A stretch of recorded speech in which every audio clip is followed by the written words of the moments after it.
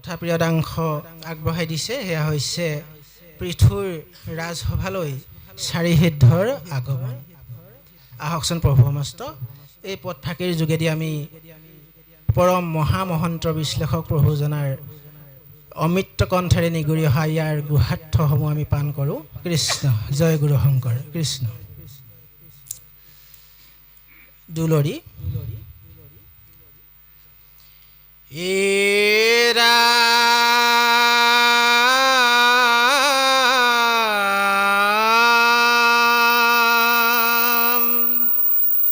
মৈত্ৰেয় বদতি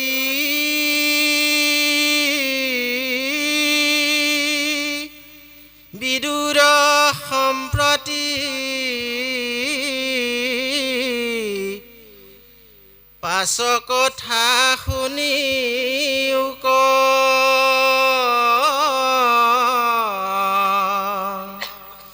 পৃথুনি পতিক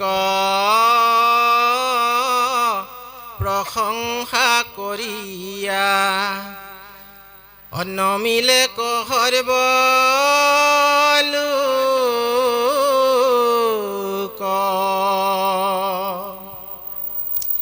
সেই সময়ত সভাত আচন্তে চাৰিসিদ্ধ আখিলন্ত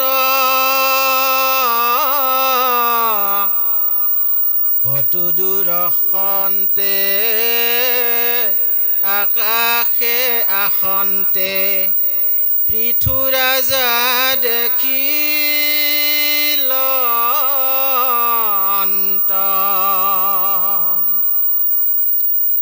চাৰি মহাহৃদ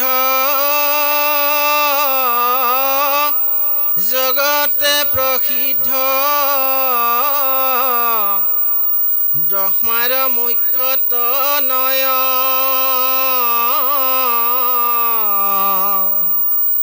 শৰীৰৰ জ্যোতি প্ৰকাশয়াতি মাৰ্কণ্ড যেনয়ু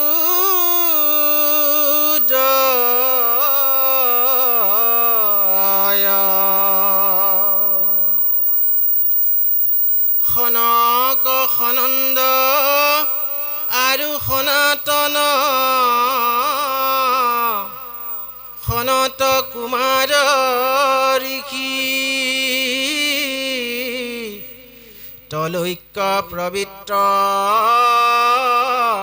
কৰিয়া ফুৰন্ত নিৰ্মল যশ প্ৰকাশী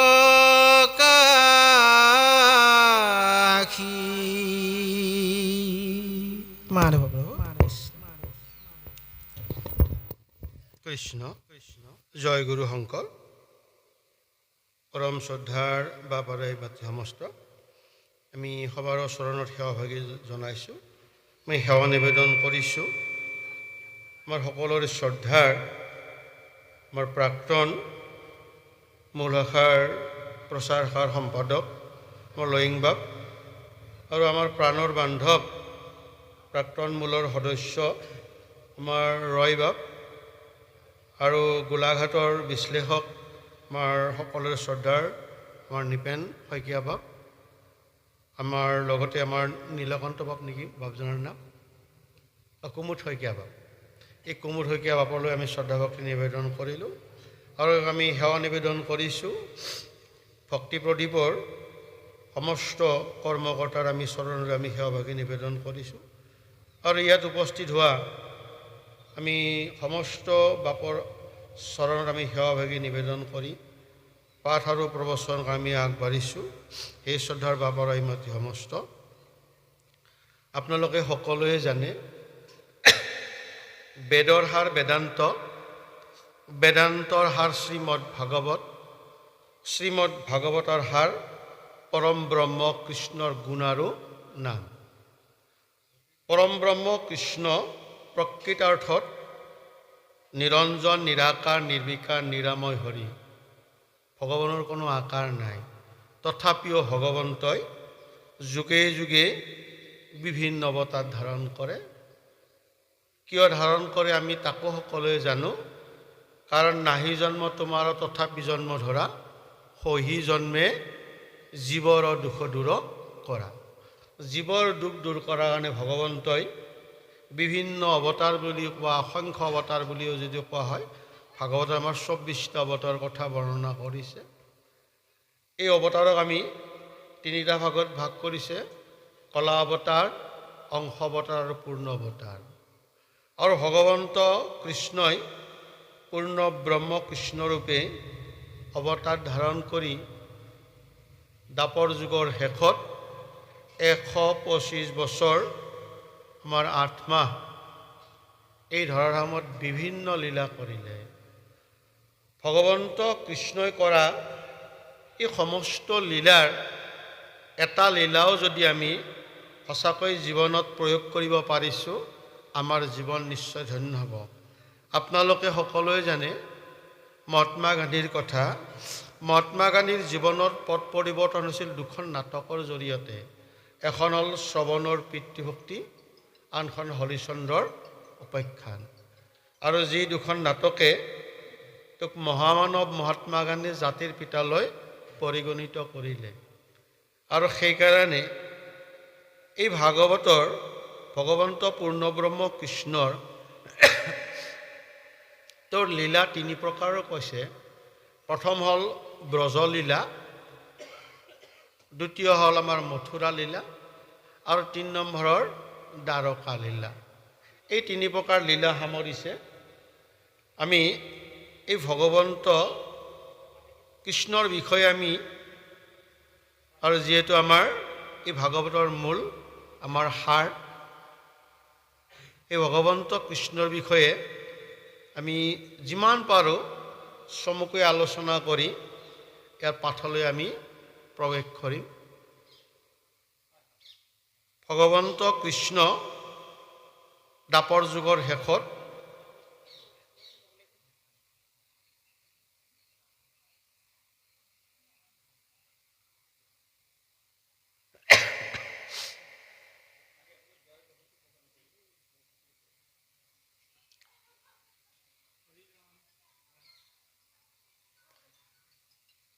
আমাৰ মাজলৈ কেনেদৰে আহিছে আমি সকলোৱে জানো।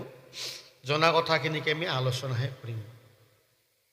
আমি সকলোৱে জানো ভাদ মাহৰ ৰোহিণী নক্ষত্ৰত ভগৱন্ত কৃষ্ণৰ জন্ম। আৰু কেনেদৰে জন্ম হৈছিল? পালি পহৰীয়া সবে নিদ্ৰা গইলা, উপজিলা জগন্নাথ, সকলোৱে গাই থকা কথা। কিন্তু ইয়াৰ পৰাই আমি মানৱে ল'ব লগা পাৰমাৰ্থিক দৰ্শননো কি, সেই কথা আমি আলোচনা কৰিব বিচাৰিছোঁ। ভগৱন্ত কৃষ্ণক মহাপুৰুষ মাধৱদেৱে ঘোষণা কৰিছে গোবিন্দ গোবিন্দ গোবিন্দ ৰাম মুৰাৰী, অনন্ত কৌটি ব্ৰহ্মাণ্ডৰ হৰি অধিকাৰী। যাক কোৱা হৈছে সৃষ্টি স্থিতি অন্তকাৰী দেৱ, তান্তবিনে নাহি কেব, জানিবা বিষ্ণুৱে সমস্ত জগতৰ সাৰ। যিজন অনন্ত কৌটি ব্ৰহ্মাণ্ডৰ অধিকাৰী, যিজন স্বজনকৰ্তা, পালনকৰ্তা, সংহাৰকৰ্তা, সেইজন ভগৱন্ত কৃষ্ণই কিয় বাৰু পালি পহৰীয়া নিদ্ৰা যোৱা অৱস্থাত জন্মগ্ৰহণ কৰিলে? পালি পহৰীয়াবিলাক জাগৃত অৱস্থাত কিয় জন্মগ্ৰহণ নকৰিলে বা নকৰাৰ কাৰণ কি? জাগৃত অৱস্থাত কিয় ভয় কৰি কৃষ্ণই সেই পালি পহৰীয়াবিলাক জাগৃত অৱস্থাত জন্মগ্ৰহণ কৰা নাছিল নেকি? সেইটো মনলৈ আমাৰ বহুত প্ৰশ্ন আহে। এই পালি পহৰীয়া নিদ্ৰা যোৱাত কিয় জন্মগ্ৰহণ কৰিলে? তাৰ মূল দৰ্শন হ'ল নিদ্ৰা গ'লে পৰিৱেশটো কেনেকুৱা হ'ব আমি সকলোৱে জানো। কিমান নিতাল হ'ব নহয় বা? তেনেকুৱা অৱস্থাতহে কৃষ্ণৰ জন্ম হৈছিল। ঠিক তদ্ৰূপ আজিও আমি ভগৱন্ত কৃষ্ণক জন্ম দিবলৈ হ'লে আমাৰ পৰিৱেশটো কেনেকুৱা লাগিব ভাব? ভগৱন্ত কৃষ্ণই আমাক প্ৰথম কি আমাক আদৰ্শ দিলে? পৰিৱেশ কেলে? আমি এতিয়া জানো যদি ডিজিটেলৰ যুগ, গোটেই পৃথিৱীখনকে আজি ডিজিটেলত আমি একেবাৰে হাতৰ মুঠিত ৰাখিব পাৰিছোঁ। তথাপিও কিন্তু ইউক্ৰেইনৰ অৱস্থা জানে নহয়। এতিয়া আমি এফালে যিমান উন্নতিৰ শিখৰত আগুৱাই গৈছোঁ, কিন্তু এফালে আমি তাতকৈ দুগুণ পিছুৱাই গৈছোঁ, কাৰণ আমি ভাল পৰিৱেশ সৃষ্টি কৰিব পৰা নাই। ভগৱন্ত কৃষ্ণই আমাক প্ৰথম দৰ্শন দিলে, প্ৰথম হ'ল পৰিৱেশ।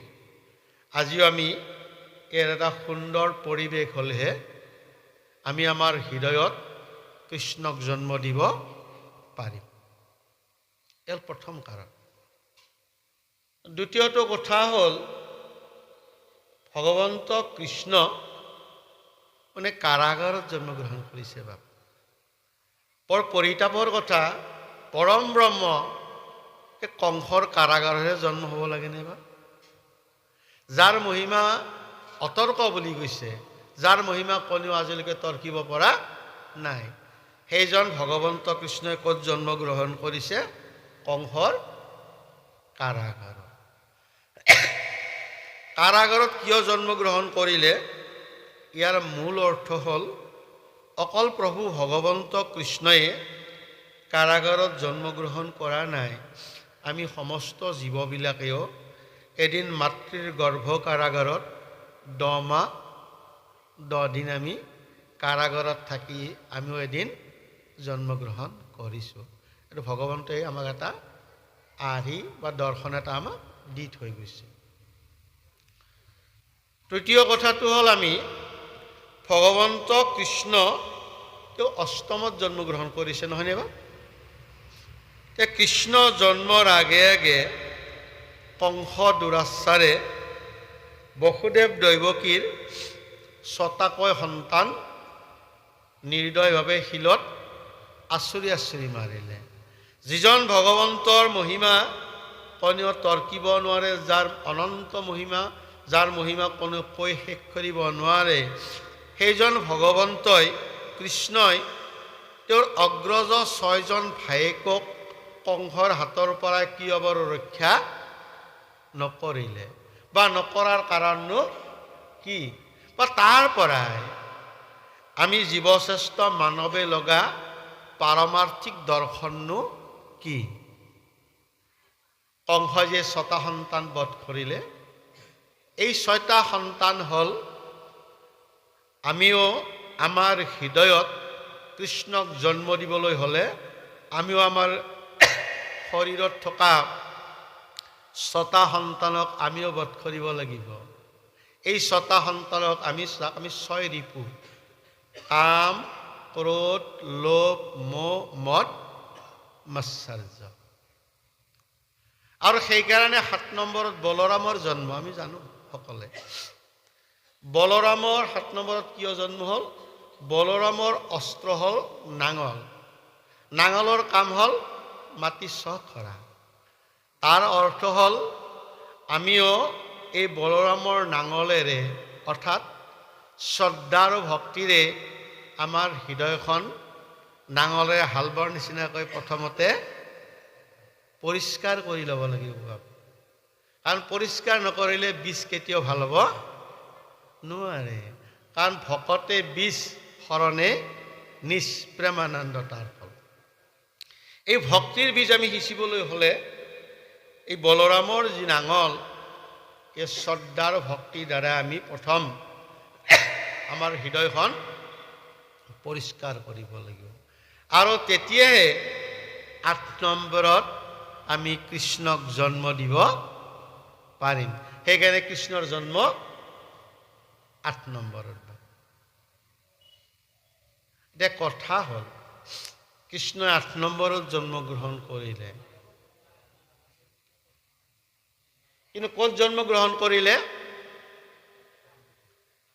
তেওঁ যিখনত জন্মগ্ৰহণ কৰিছে আমি সকলোৱে জানো, সেই নগৰখনৰ নাম আছিল কংসৰ কাৰাগাৰে মথুৰা নগৰে। এই মথুৰাত কিয় জন্মগ্ৰহণ কৰিব লাগে? পৃথিৱীৰ ভিতৰত ধুনীয়া নগৰখন হৈছে ৰোম নগৰ।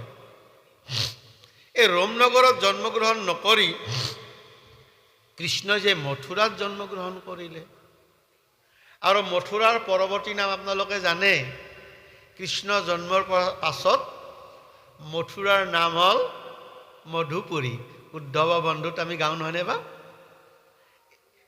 কৃষ্ণ জন্মৰ নাম হ'ল মধুপুৰ, কাৰণ মধু হ'ল ভগৱানৰ এটা নাম। ৰাম নাম সুমধুৰ মধুময়, হৰিৰ নাম মন প্ৰাণ কৰে জু।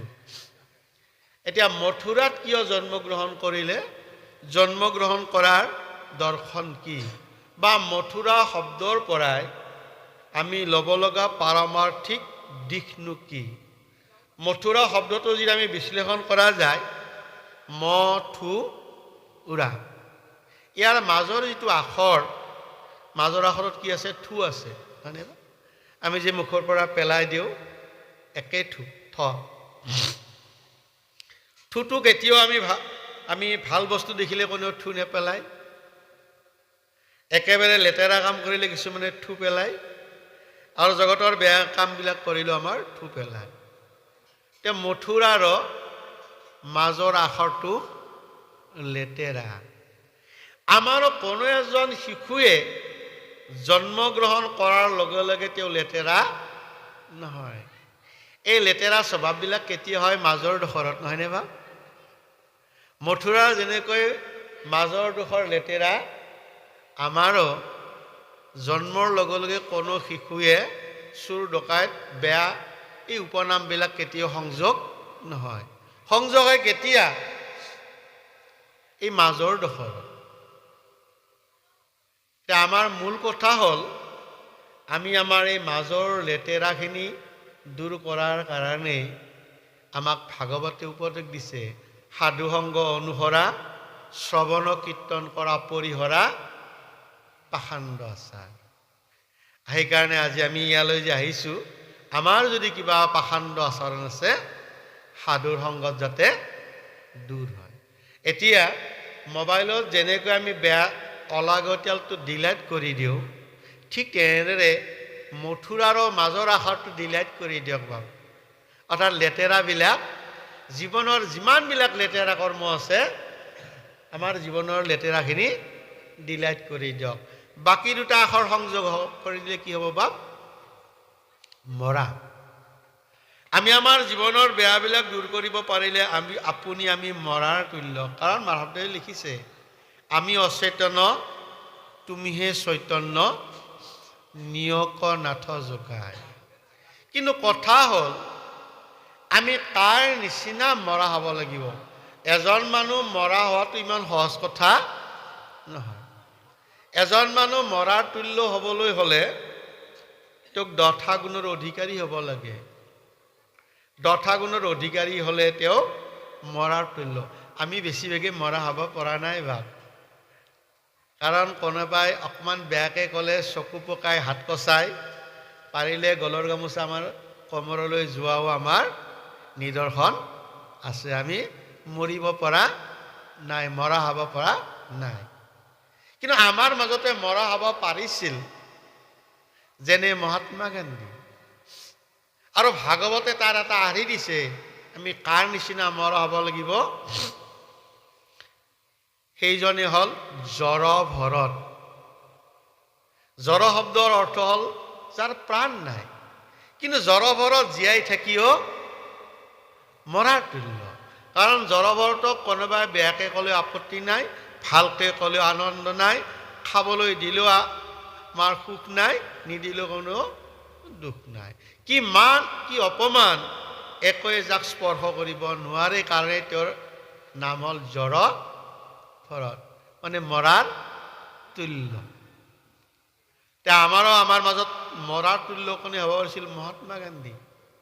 যিয়ে নেকি কোনোবাই এখন গালত এটা চৰ মাৰিলে হাঁহি হাঁহি আনখন গালো পাতি দিছিল। আৰু মহাত্মা গান্ধীয়ে এয়া মৰা হ'ব পাৰিছিল কাৰণে কৰ্ম কৰিলে ফল পায়। যি কৰ্ম কৰিলে ফল পায়, ভালে হওক বেয়া হওক। এতিয়া মহাত্মা গান্ধীয়েও মৰা হ'ব পাৰিছিল কাৰণে মহাত্মা গান্ধীয়ে এদিন তাৰ ফল পালে। ফলটো কেনেকুৱা? মৰা শব্দটো ওলটাই দিয়ক, তাৰ ফলটো লগে লগে ধৰাত পৰিব। কি হ'ব বা? ৰাম। মহাত্মা গান্ধী আজি আমাৰ সকলোৰে মনত ৰাম তুল্য, মানে ঈশ্বৰ তুল্য। আজি পকেটৰ পৰাই বা এঠাইৰ পৰা আমি আন ঠাইলৈ গ'লে যিকোনো বস্তু ক্ৰয় বিক্ৰয় কৰিলে আমি পকেটৰ পৰা কাক উলিয়াই দিব লাগে বাপ? মহাত্মা গান্ধীক নহয়নে বাপ? এতিয়া মহাত্মা গান্ধী ৰামতুল্য হয়নে নহয়? আমি নিজে বিশ্লেষণ কৰিলে হ'ল না? একেই মানুহ কাৰোবাক দেখিলে মাৰ পিছমুৱা দিয়ে আৰু কাৰোবাক দেখিলে আকৌ দৌৰ মাৰি গৈ চৰৰ সাৱটি ধৰে নাই বাপ? তাৰমানে প্ৰথমজন আমাৰ মনত ঈশ্বৰ তুল্য হ'ব পৰা নাই। ভগৱন্ত কৃষ্ণই কিয় মথুৰাত জন্মগ্ৰহণ কৰে তাৰ অৰ্থ হ'ল জন্মিলে এদিন সকলোৰে মৃত্যু আছে, কিন্তু আমি এই মৃত্যুকো জয় কৰিব লাগিব। মহাত্মা গান্ধী আমাৰ মাজত নাই, কিন্তু আজি তেওঁ মৰিও অমৰ। সেইকাৰণে আমাক কি ক'লে? এই মথুৰাত কিয় জন্মগ্ৰহণ কৰিলে? আমিও আমাৰ জীৱনৰ এই মাজৰ লেতেৰাবিলাক দূৰ কৰি আমি যদি মৰাৰ তুল্য হ'ব পাৰোঁ, তেতিয়াহ'লে এদিন আমি ৰামতুল্য হ'ব পাৰিম, আৰু তেতিয়াই মৰিও আমি অমৰ হ'ব পাৰিম। অসতমা সদ্গময় তমসমা জ্যোতিৰ্গময় মৃত্যু মাম অমৃতম গময়। আৰু সেইকাৰণে ভগৱন্ত কৃষ্ণই মথুৰাত জন্মগ্ৰহণ কৰি আমি মৃত্যুক যাতে অমৰত্বলৈ লৈ যাব পাৰোঁ, তাৰ কাৰণে ভগৱন্ত কৃষ্ণই মথুৰাতহে জন্মগ্ৰহণ কৰিলে।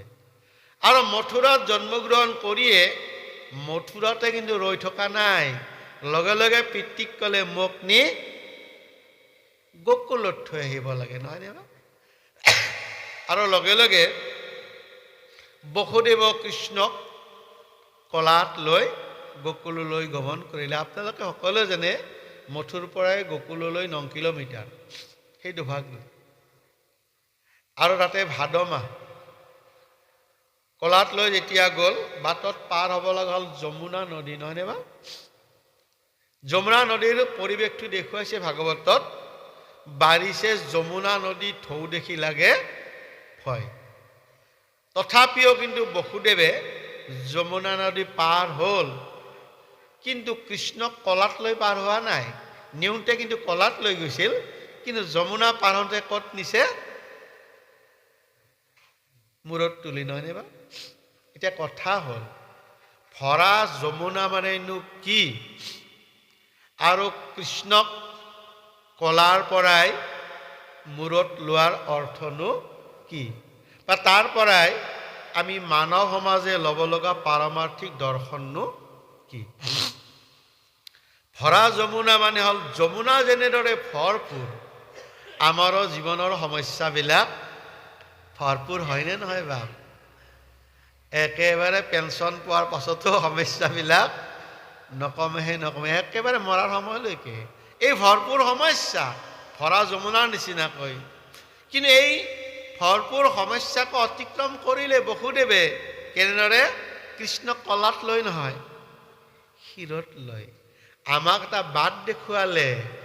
জীৱনত যিমান সমস্যাই নাথাকক কিয়, যিমান প্ৰত্যাহ্বান নাহক কিয়, আমি যদি কৃষ্ণক সৰ্বশ্ৰেষ্ঠ স্থানত আৰোহণ কৰিব পাৰিছোঁ, তেতিয়াহ'লে পৃথিৱীৰ কোনো বাধাই আমাক বাধা দি ৰাখিব নোৱাৰে।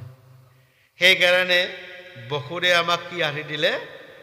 আমাৰ জীৱনৰ সমস্যাবিলাক আমি অতিক্ৰম কৰিবলৈ হ'লে আমি আমাৰ প্ৰাণৰ কৃষ্ণক, হৃদয়ৰ কৃষ্ণক আমি সৰ্বশ্ৰেষ্ঠ স্থানত বহুৱাব লাগিব। তেতিয়াহে আমি আমাৰ সমস্যাবিলাক অতিক্ৰম কৰিব পাৰিম, যেনেদৰে প্ৰহ্লাদে পাৰিছিল। প্ৰহ্লাদে ৰাসে হৰি মাৰে কত। সেইকাৰণে হিৰণ্যক কশিপুৰে দিয়া সমস্ত বাধাক তেওঁ অতিক্ৰম কৰি আমাক দেখুৱালে,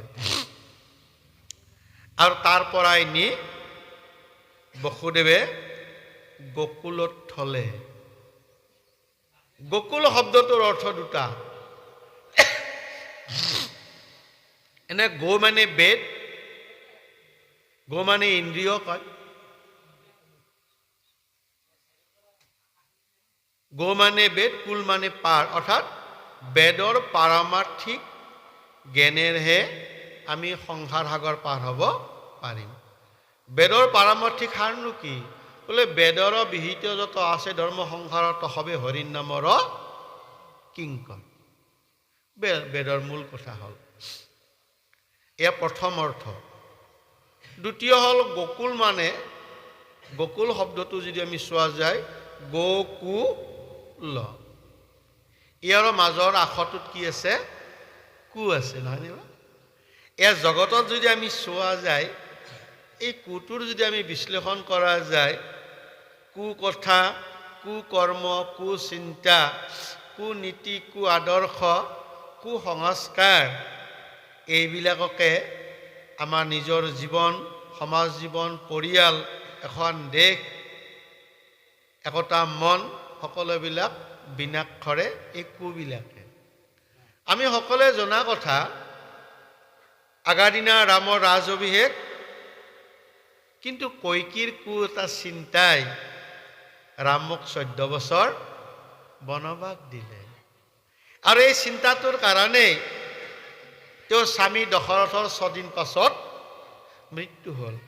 যি অযোধ্যাই ৰাম ৰজা হ'ব বুলি আনন্দত নাচি আছিল, কিন্তু কৈকীৰ কু চিন্তাই গোটেই অযোধ্যাত হিয়া ঠাকুৰি কন্দুৱালে, নহয়নে? এটা কুচিন্তা। ঠিক তেনেদৰে দুৰ্যোধনৰ এটা কুসিদ্ধান্ত, বিনা যুদ্ধেই বেজীৰ আগৰ সমান মাটি নিদিওঁ নিদিওঁ নিদিওঁ। এই কুসিদ্ধান্তৰ কাৰণে এটা বংশ ধ্বংস হৈ গ'ল। ঠিক এনেদৰে কংসৰ কুচিন্তা পিতৃ উগ্ৰসেনক কাৰাগাৰত বন্দী কৰি ৰাজপাটত বহাৰ যে সিদ্ধান্ত, আৰু এই সিদ্ধান্তৰ কাৰণে ভগৱন্ত কৃষ্ণই তেওঁক বধ কৰি পুনৰ উগ্ৰসেনকে ৰজা পাতিলে। সুৰুচিৰ কুবাক্য আমি সকলোৱে জানো, নকলেও নানে বা। আমাৰ ধ্ৰুৱৰ অন্তৰত, সুনীতিৰ অন্তৰত যিমান দুখ দিলে, তাৰ পিছত সুৰুচিয়ে কি পালে আমি সকলোৱে জানো, নানে বা। নকলেও আপোনালোকে জানে। আৰু কুসংস্কাৰৰ কথাটো ক'বই নালাগে। সিদিনাৰ কথা, নীল আৰু অভিৰ কথা আমি নহয়নে বাপ, বুকুখন কঁপি উঠে। এই কুসংস্কাৰ, এই সমস্ত সংস্কাৰ, সেইকাৰণে গোকুলৰ পৰা এই মাজৰ যিটো কু, আমিও আমাৰ জীৱনৰ সমস্ত কু অভ্যাস, কু কৰ্ম, কু চিন্তা যেতিয়ালৈকে আমি উলিয়াই দিব নোৱাৰিম, আমি আমাৰ নিজক, আমাৰ পৰিয়ালক, আমি আমাৰ সমাজক, আমি আমাৰ দেশক কেতিয়াও ভালদৰে মহাত্মা গান্ধীয়ে ভবা ৰামৰাজ্য আমি কেতিয়াও প্ৰতিষ্ঠা কৰিব নোৱাৰিম। এতিয়া আমি এই গোকুলৰ মাজৰ কুটো গুচাই দিয়ক বাপ, অৰ্থাৎ বেয়াবিলাক দূৰ কৰি বাকী দুটা লগ লগাই দিয়ক। কি হ'ব বাপ? গ'ল। গ'ল মানে শূন্য নবা। শূন্য মানে আমি সকলোৱে জানো, আহিছোঁ শূন্যৰ পৰাই আছোঁ শূন্যত, আৰু এদিন আমি শূন্যলৈ যাব লাগিব। ইংৰাজীত এটা বৰ আধ্যাত্মিক কবিতা আছে, who am I am in the pistol not in the gun, double in the moon but not in the sun, who am I. অৰ্থাৎ মই এটা শূন্য, ভগৱন্ত হৈছে মই এটা শূন্য। সংখ্যাৰ ফালৰ পৰা যদি চোৱা যায়, শূন্যটো পূৰ্ণ সংখ্যা, বাকীবিলাক পূৰ্ণ নহয়। বাকীবিলাকক আপুনি ডিভাইড কৰিব পাৰে শূন্য, সেইকাৰণে ভগৱন্ত শূন্য। অক্ষৰক ব্ৰহ্ম বুলি কোৱা যায়। আপোনালোকে জানে ব্যঞ্জন বৰ্ণৰ শেষৰ ফালে বিসৰ্গ আছে, নহয় নে? বিসৰ্গত কেইটা বিন্দু আছে? দুটা, এটা ওপৰত, এটা তলত। ওপৰৰ বিন্দুটো হ'ল পৰম ব্ৰহ্ম, তলৰ বিন্দুটো আমিবিলাক, মাজত কিন্তু অলপ গেপ আছে, খালী ঠাই আছে। অৰ্থাৎ আমি এই তলৰ বিন্দুটোৱে ওপৰৰ বিন্দুত লীন যাবলৈ হ'লে মাজৰ খালী ঠাইখিনি পূৰণ কৰি যাব লাগিব। এই মাজৰ খালী ঠাইখিনি কিহেৰে পূৰণ কৰিম? মাধৱদেৱে কৈছে, আন যত হবে মিছা ভক্তিৰ অভাৱে। সেইকাৰণে প্ৰহ্লাদক নৃসিংহই কৈছিল, সবে কৰ্ম বন্ধ হইব ক্ষীণ, অন্তকালে মত যায় বিলীন। আৰু তলৰ বিন্দুটো ওপৰৰ বিন্দুত লীন যাবলৈ হ'লে এই যে আমাৰ ভক্তি প্ৰদীপে যিটো আয়োজন কৰিছে দুবছৰীয়া যোৱাকালি শেষ হ'ল নহয় বা কিহৰ কাৰণে আমি যাতে শূন্যত লীন যাব